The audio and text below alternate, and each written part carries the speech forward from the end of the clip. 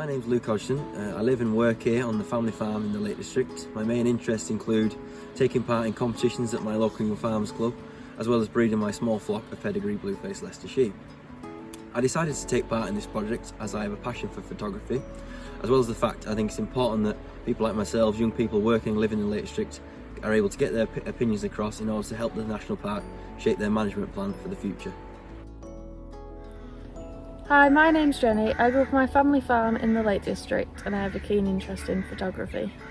Hello everyone, my name's Kelly, I'm 17 years old and I'm part of Pennine Young Farmers.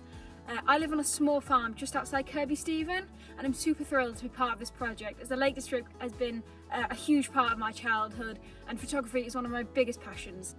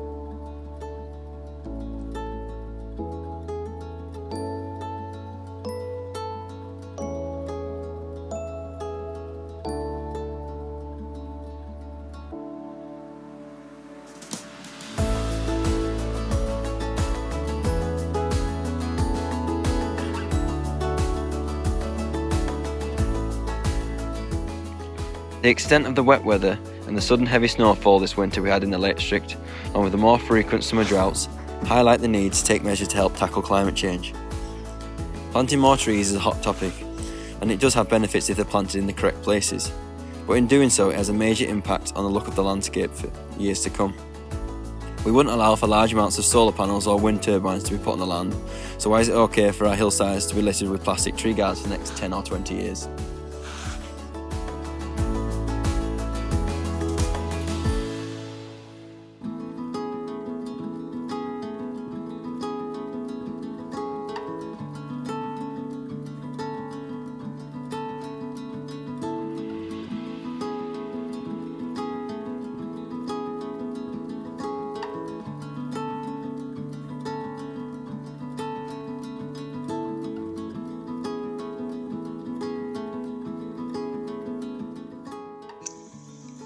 Policymakers not understanding the farmer's perspective when it comes to the climate change and the race towards net zero, and the lack of understanding that farmers are being squeezed.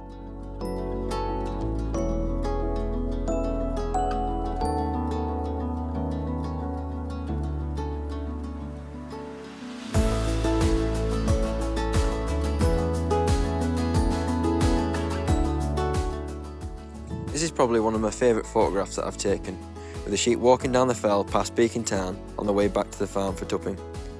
Unfortunately, it's scenes like this that will become a thing of the past if organisations like Natural England continue to remove sheep from the fells in the Lake District. It results in the hefting systems that have been in place for generations being lost, as well as the bracken, as can be seen in the photograph, taking over, which has a negative impact for both the sheep and the wildlife living within the landscape.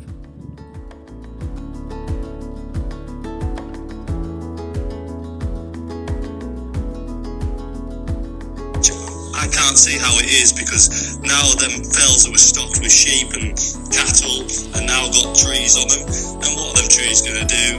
Yeah, they're going to take in a bit of carbon dioxide, but are they going to stop all the carbon dioxide these planes are putting out, flying and importing meat and other food products from other countries, so that we can plant some trees? I think that the farmers don't just put food on your plate, they also maintain and look after the land, and if that isn't done, people aren't going to want to come and visit it.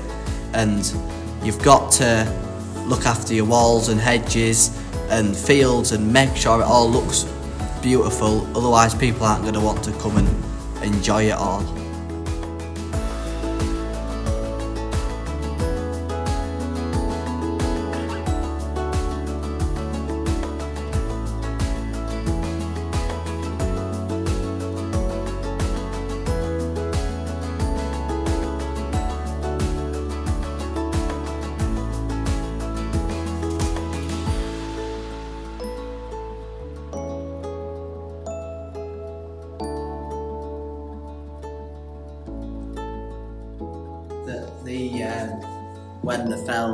When the paths have been done up and the steps have all been redone out of stone, it looks smart and it encourages people to go fell walking and keeps everyone and all the tourists safe. If they want to go up a mountain, then it's safe for them to do so because the paths are there and it's hard to go wrong.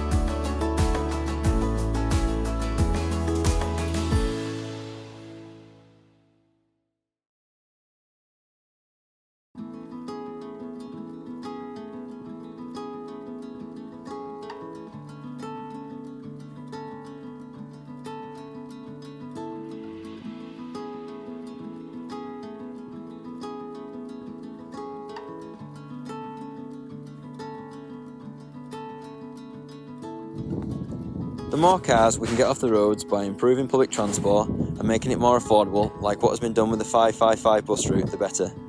Electric vehicles help reduce air pollution, but from a climate change perspective are only as good as the energy that we put into them, and currently we do not produce anywhere near enough renewable energy to fulfil that. The Lake District has a lot to offer in terms of producing energy. We could be doing a lot more to harness the continually flowing rivers and streams, producing more renewable electricity in the future, taking advantage of the amount of rain we get without spoiling vast tracts of the park.